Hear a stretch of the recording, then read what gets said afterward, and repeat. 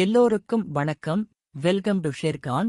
June 9, 2026 pre market எப்படி இருக்கும் என்பதை பற்றி பார்க்கலாம்.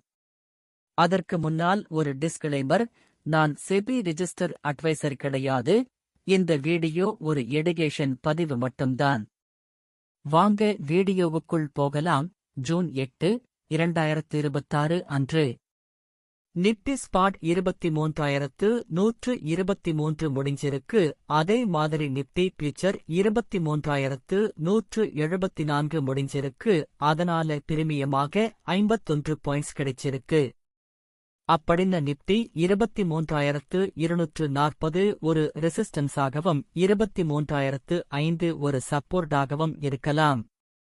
அதே நேரத்தில் நாம ஜூன் 16 இல் உள்ள ஏடிஎம் ஸ்ட்ரைக் பிரைஸான 23,100 மற்றும் 23,150 எடுத்து செக் பண்ண போறோம்.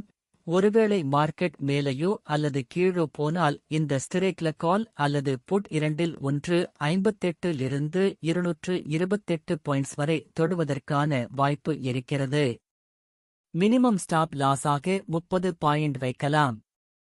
இந்த வீடியோ பிடித்திருந்தால் லைக் மற்றும் ஷேர் செய்யுங்கள்.